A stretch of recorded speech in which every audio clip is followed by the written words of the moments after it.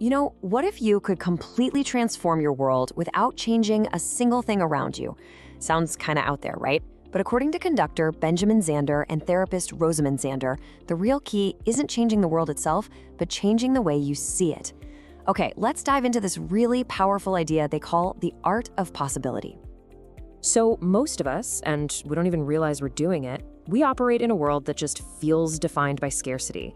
I mean, we're taught from a super young age that there are winners and losers, right? That resources are limited, and you have to compete to get your slice of the pie. It's this whole world built on measurement and comparison and what you can't do. So I want you to just take a second and really think about this. What are the unwritten rules you live by every single day? The assumptions you make about what you can and can't do, or who you're supposed to be. These invisible frameworks, they shape our entire reality. But what if they're not nearly as solid as they seem? And this is where you can really see the two mindsets side by side. Over on the left, you've got the world of scarcity.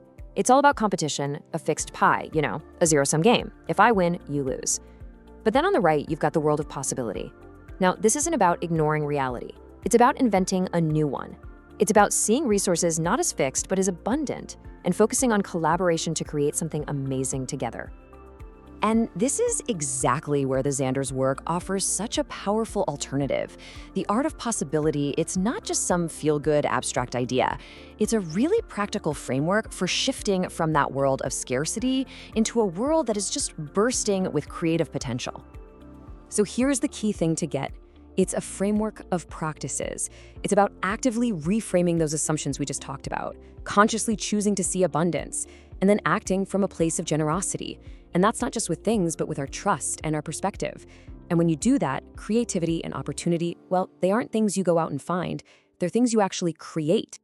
This phrase right here, it's all invented. This is the bedrock of the entire philosophy. Think about it.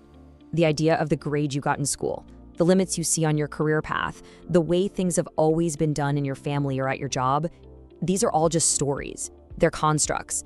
And the amazing thing is, if they're invented, that means we have the power to invent something totally different. Okay, so this all sounds great in theory, but how do we actually do it? How do we make this real?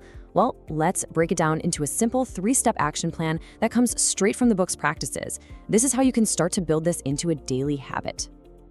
All right, here's our roadmap. First, we have to really internalize that core idea. It's all invented. Second, we're going to change how we see other people by giving them an A. And third, we shift our own focus from what we can get to what we can give. Let's break each of these down. So, step 1 is all about becoming a detective of your own mind.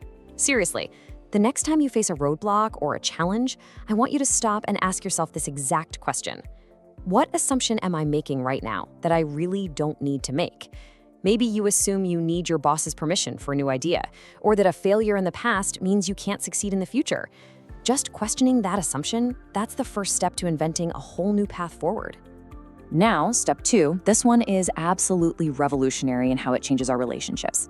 Giving someone an A means you start from the assumption that the people around you, your coworkers, your family, your friends, are brilliant, capable, and have something amazing to contribute.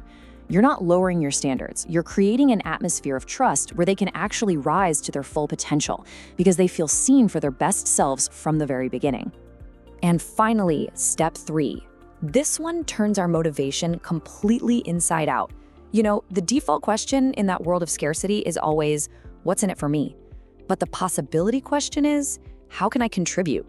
By shifting your focus to what you can give to a situation or a person, you automatically become this more powerful generative force. And the funny thing is, you often gain way more in the process, just by building that trust and creating real value. Okay, to see how this all clicks together, let's look at a really powerful metaphor from Benjamin Zander's own life as a world-renowned orchestra conductor. This shows us what leadership from a place of possibility really, truly looks like in action. Think about this for a second. The conductor, they're standing up there in front of 100 world-class musicians, but they don't play an instrument. They don't make a single note of music. Their power comes from a completely different place. So what are they even doing up there? And this gets to the absolute heart of leading from possibility. A conductor's job isn't to control everyone, it's to empower them. They create the conditions, the framework, for other people to do their absolute best work. They awaken the possibility in each musician, and they unite them all behind a shared vision of the music. Their success is literally measured by the success of the people they lead. So we've walked through the problem of scarcity, we've looked at the solution of possibility, and we've got a 3-step plan to put it into action. Now, the only thing left to do is to take that first small step to bring this whole idea from your head into your actual reality. So, I'm going to leave you with this question. Forget about trying to change your whole life tomorrow. Just for today, right now. What is one limiting assumption you could challenge? What's one conversation where you could decide to give someone an A before they even start talking? What one possibility, no matter how small it seems, could you invent today?